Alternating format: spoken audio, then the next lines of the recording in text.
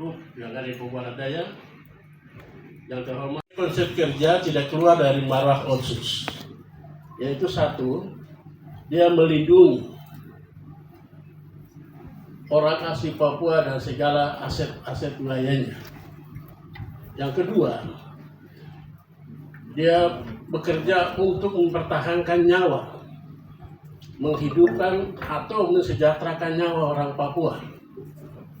Yang ketiga, MRP hadir untuk memberi dorongan demi kepentingan masyarakat terhadap harta kekayaan mereka yang seyogianya akan dikelola oleh bangsa dan negara melalui pemerintah daerah secara saksama dan sesuai dengan aturan pemerintah yang ada.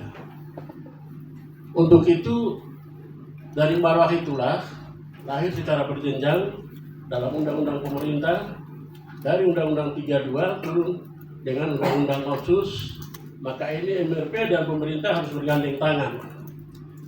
Dalam hal ini, keberadaan MRP Papua Barat Daya adalah lembaga yang sudah lama tapi baru dibentuk di Papua Barat Daya, juga 3 provinsi lainnya. Juga kami juga pahami bahwa pemerintah Provinsi Papua Barat Daya juga adalah pemerintah yang baru, sehingga dengan kehadiran MRP adalah mitra yang sewajarnya selama ini harus kami bekerja sama berjalan. Untuk itu, hal-hal yang menjadi agenda rapat kami hari ini adalah supaya bisa kita gurus bersama. Yang pertama, KPU menyampaikan kepada kami tentang jadwal kerja secara virtual, bahkan kopi shop diserahkan kepada kami. Yang kedua, Panwas menyampaikan hal-hal menyangkut potensi konflik atau karena daerah-daerah rawan, sehingga anggota MRP kami di lapangan nantinya akan bekerja searah dengan apa yang kita harapkan bersama. Yang berikut adalah pemerintah yang harus hadir untuk melihat hal ini dalam pembiayaan. Karena sampai hari ini dalam PP 54 sudah jelas, sudah menyebutkan, bahkan di pasal 20 sudah memberikan mandat atau perintah langsung bahwa MRP memiliki kewenangan untuk memberi pertimbangan dan persetujuan kepada orang asli Papua yang mencalonkan diri sebagai gubernur dan wakil gubernur.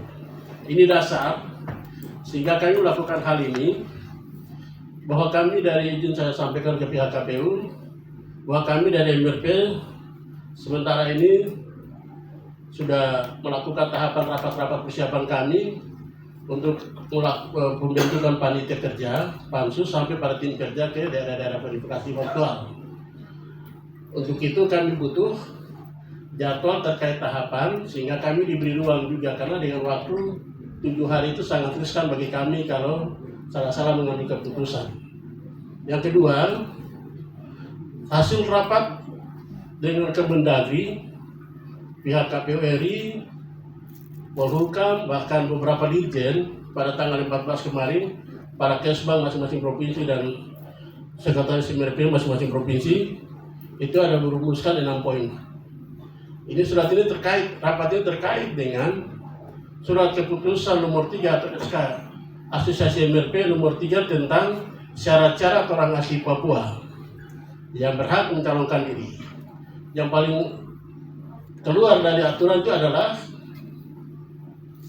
orang yang calonkan diri dari calonkan diri sebagai gubernur dan wakil gubernur adalah orang asli Papua yang berdasarkan turunan atau patrinial orang asli Papua.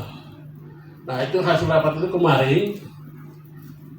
Kami MRP terus mempertahankan hal itu karena itu adalah keluhan masyarakat, adalah tuntutan masyarakat. Kami menyampaikan itu sebagai pejabat daerah untuk dipertimbangkan oleh pemerintah pusat. Dari kesimpulan-kesimpulan yang ada, salah satunya pemerintah memberi dukungan pada asosiasi dengan pembiayaan nantinya di tahun berikut, dan juga adanya surat edaran mengenai tentang pembiayaan atau dukungan dana untuk MRP. Untuk pertama kalinya di tahun ini dalam pemilihan serentak ini, sebab pemilu dari tahun 2004 hingga pada 2019 kemarin, MRP tidak diberi biaya. Karena apa? Ketika adanya judicial review dari pengaduan Pak Komarudin, disitulah membuatkan bahwa verifikasi faktual yang jelasnya itu tidak hanya di meja atau berdiri di kertas, tapi harus turun lapangan. Nah, hal ini bukan beri pengakuan juga langsung kepada adat setempat, karena MRP sudah punya kewenangan. Bagian inilah kami MRP meminta supaya pemerintah memikirkan ini dari sisi dukungan biaya. Yang berikutnya adalah waktu. Kemarin juga dalam pembahasan itu waktu yang disepakati antara 5 sampai 7 hari penambahan waktu. Dalam hal itu kami berharap dalam forum ini nanti apa yang kita paparkan teman-teman dari anggota MRP kita ikuti bersama. Jadi hasil awal kita laporkan pada pemerintah, karena kami punya waktu hanya tinggal 2 hari lagi, KPU akan mengumumkan jadwal pelaksananya. Untuk itu saya berharap bahwa mari kita konsisten, bertanggung jawab dalam kelembagaan ini, bekerja sesuai dengan aturan.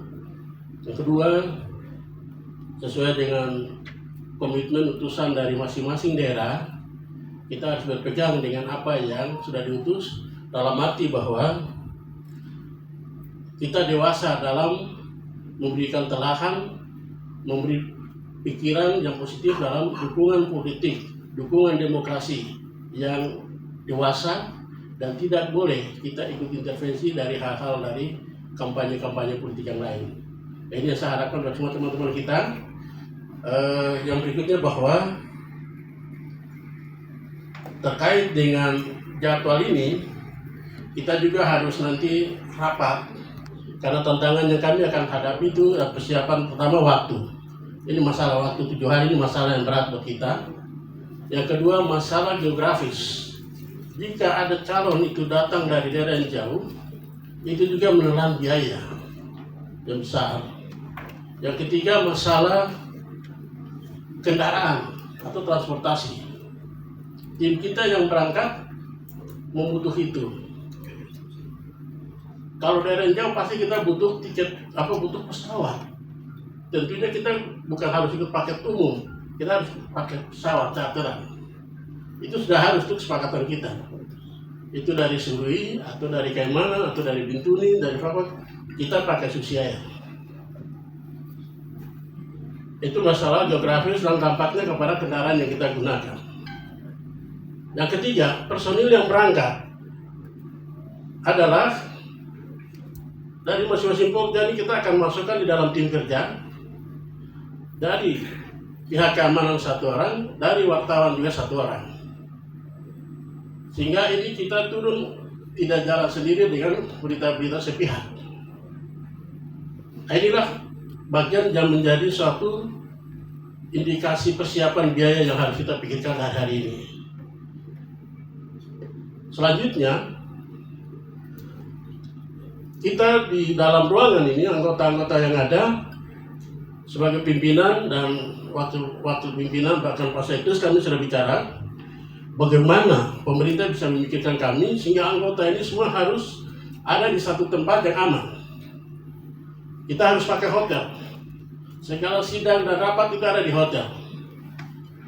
Sehingga dalam hal ini kami berkoordinasi juga dengan Kapolda sehingga ada pos keamanan bagi kami di tempat di mana kami bekerja. Sepanjang kami melakukan verifikasi faktual, bahkan sampai pada hasil terakhir kami serahkan kepada KPU.